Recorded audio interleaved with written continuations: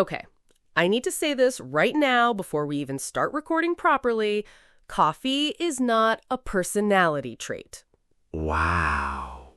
Wow. Okay, we are doing this today. We are doing this today. Fine, then I need to say this. Tea people are just coffee people who haven't found the right coffee yet. That is factually incorrect, and I will be proving that in the next 15 minutes. Bring it.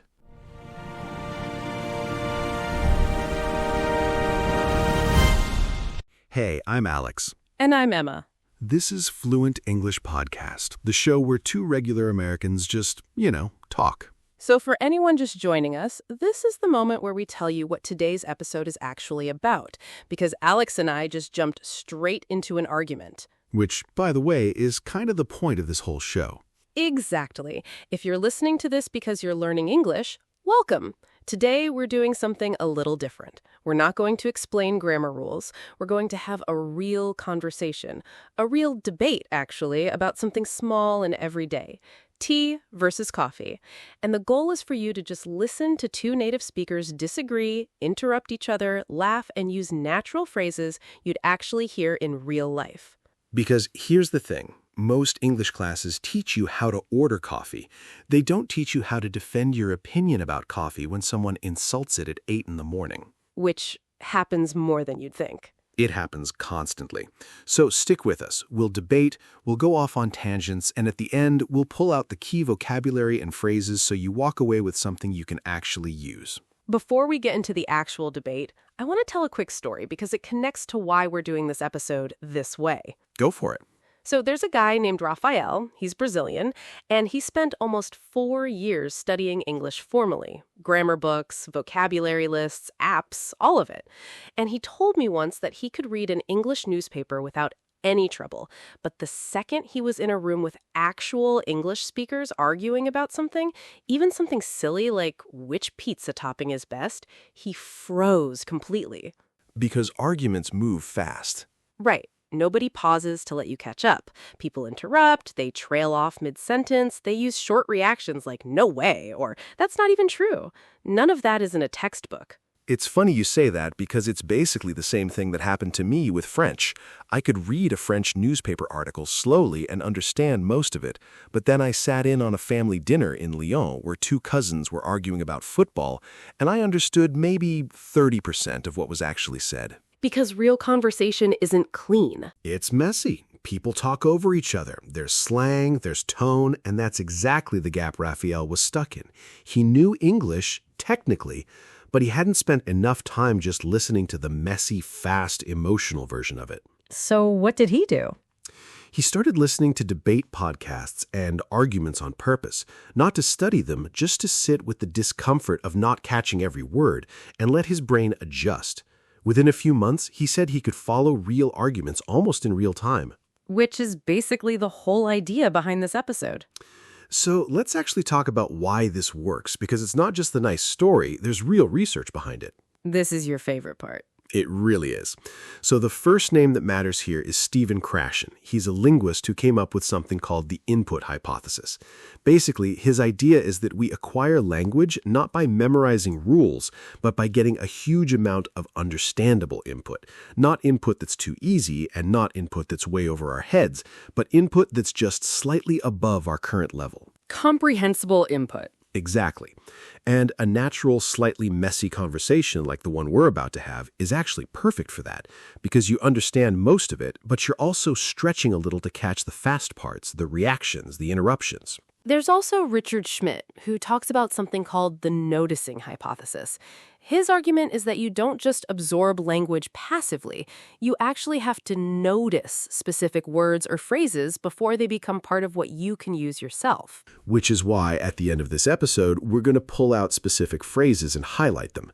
Because if we just let the conversation happen and never point anything out, your brain might hear the phrase but never actually register it as something learnable. Right. Noticing turns input into something usable. And then there's Meryl Swain, who pushed back a little on Krashen and said input alone isn't enough. You also need output. You need to actually try producing the language yourself, even if you make mistakes, because that's what forces your brain to notice gaps in what you know. Which is our advice to anyone listening. Don't just listen passively. Pause this episode at some point and try arguing out loud in English about tea versus coffee, even by yourself, even if it feels silly. Especially if it feels silly, honestly. So we wanted to give this a name, something practical you can actually use every time you listen to an episode like this. We're calling it the brew method. Feels appropriate for today's topic. It has 3 steps. Step 1 is what we call the first pour. Just listen to the whole conversation once, all the way through, without pausing, without looking anything up.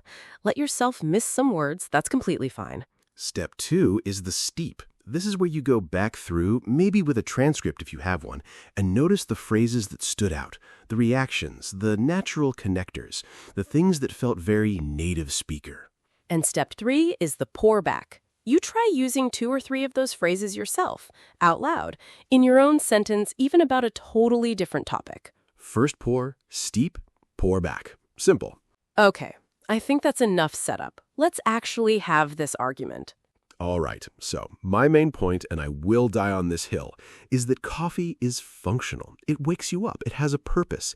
Tea is just warm, flavored water. Excuse me? You heard me. Okay, first of all, that's a wild thing to say to someone from a family that drinks tea every single afternoon. Second of all, coffee is not functional. Coffee is a diction with extra steps. It's not an addiction, it's a ritual. Oh, so when you drink it every morning at the same time and get a headache if you skip it, that's a ritual? Okay, that one kind of hurt. I'm just saying. Fine, I'll give you that one. But here's my actual argument. Coffee gives you energy fast. You drink it, 20 minutes later you're focused, you're productive, you're ready to go. Tea is so gentle it barely does anything. That is exactly the point, though. Tea isn't supposed to hit you like a truck. It's supposed to ease you into the day. There's actually caffeine in tea, too, by the way. It's just released more slowly, along with something called L-theanine, which keeps you calm while you're alert. So you're not getting that jittery, shaky feeling you get from coffee.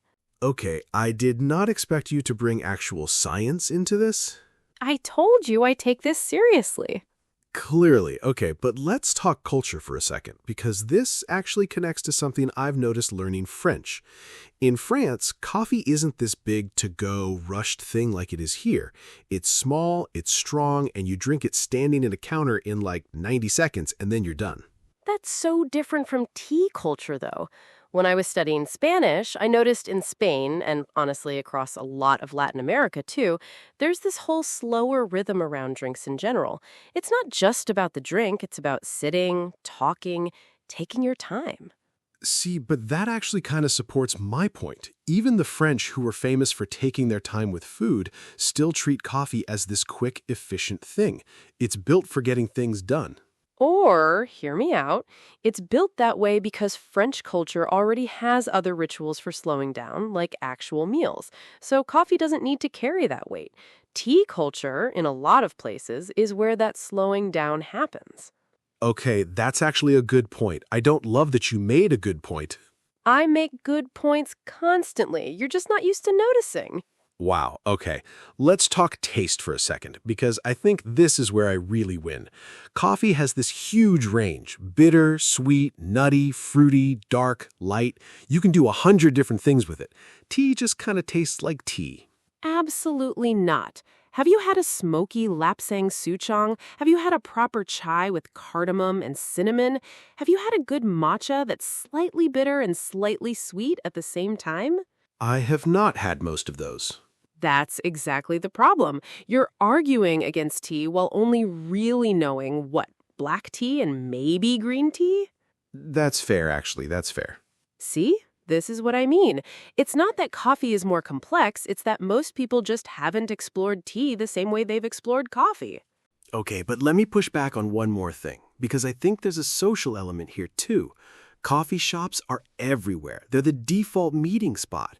Let's grab a coffee is basically the universal phrase for let's talk. Nobody says let's grab a tea. People absolutely say that. Not in the same way, though. Okay, that might be true here, but that's a very America-specific thing. In a lot of countries, tea is exactly that, the social glue. Someone shows up at your house, you put the kettle on before you even ask what they want. It's automatic. Huh. Okay, I didn't think about it that way. It's less about which drink is objectively better and more about what role it plays in a specific culture. Okay, I actually want to bring up something practical here because I think this matters for a lot of people listening. If you're trying to focus for a long work session, what do you reach for? It depends on the day, honestly. If I need a sharp burst, coffee. If I need something I can sip for 2 hours without getting shaky, tea, every time. See, and that's honestly the most reasonable thing either of us has said this whole episode.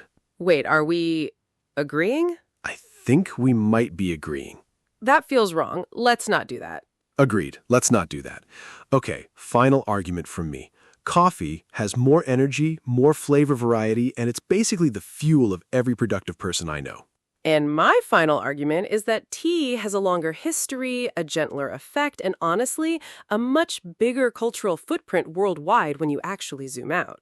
I'm still team coffee. I'm still team tea. I think that's fine, though. This wasn't really about winning.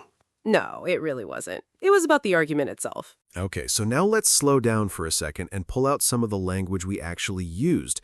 Because if you were following along, you probably noticed a few phrases that felt very natural, very conversational. Let's go through them. First one, I will die on this hill. That means you're going to defend an opinion no matter what, even if it's a small or silly opinion. I said coffee is functional. I will die on this hill. Next one, that's a wild thing to say. You use that when someone says something surprising or a little extreme and you want to react to it. There was also hear me out, which I used right before making a point I expected Emma to disagree with. It's a way of asking someone to listen before they judge your idea. I also used that's exactly the problem, which is a great phrase for pointing at the core issue in an argument, when you want to say this is really what we should be focusing on. And near the end, I said, that feels wrong, let's not do that, when we were accidentally agreeing with each other. That's a really casual, playful way to react to something unexpected in a conversation. One more, zoom out. I said, when you actually zoom out, which means to look at the bigger picture instead of the small details. So, remember the brew method. First pour, just listen. Steep, go back and notice these phrases. Pour back, try using 2 or 3 of them yourself today, even about something completely unrelated to tea or coffee.